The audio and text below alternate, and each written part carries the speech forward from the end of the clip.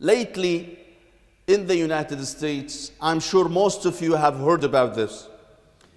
There have been many threats, maybe hundreds of threats, were made against Jewish institutions in the United States. Jewish community centers, Jewish schools.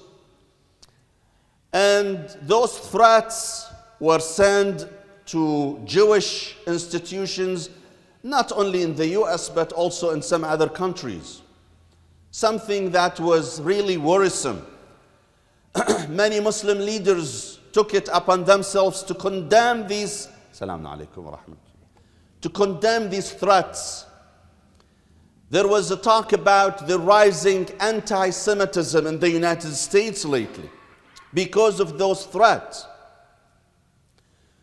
So yesterday and today, it was revealed in the news that those threats, surprisingly, were not made by any Muslim individual, were not made by any Christian individual.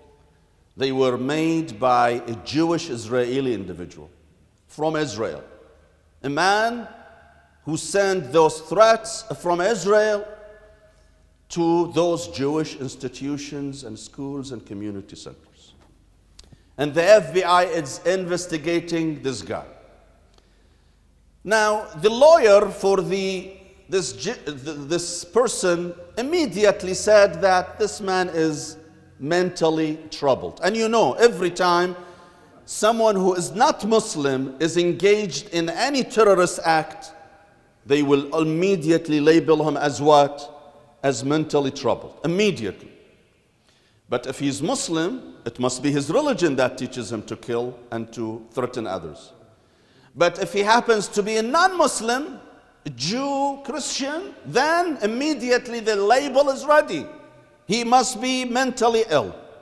So that's the first thing his lawyer said.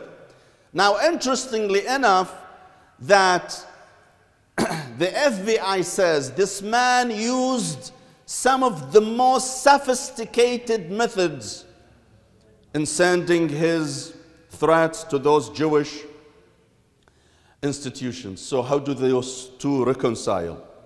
Being mentally troubled, insane basically, and yet being able to use the most sophisticated methods in the internet and the computer. Do those two reconcile with each other? So there is, I feel that there is something fishy about this situation. And I do not rule out the possibility of the Israeli government being involved in those threats.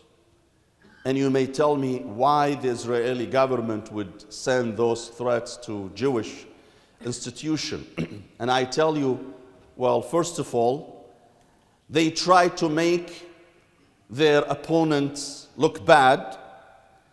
They are trying to gain sympathy for Israel and Israeli individuals. And ultimately, every time Israel was about to squeeze cash from the United States, that is the way to do, to look like a victim, to look like they are being victimized, so there could be more sympathy coming their way, so they can squeeze more cash out of this milking cash, cow cash that is called the United States of America.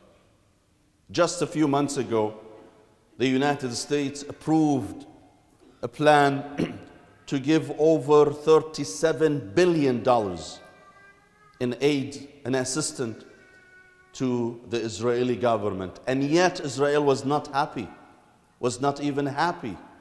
They were so upset. They wanted the number to be 45 billion. And when the US refused to give the additional 8 billion, the Israelis were not so happy. They were not even grateful to the United States for giving them 37 billion. Yes, because the US is nothing but a cash cow for Israel. as much as they can. They squeeze money and cash from this country, yet they are not so happy. Yet they are not so grateful to the country that has been giving them so much support and cash. And I hope one day our people, our nation would realize what is going on. They would find out the truth about our so-called ally, Israel. How they squeeze money out of us, how they squeeze support out of us, yet they are not so grateful. اللهم اغفر للمؤمنين والمؤمنات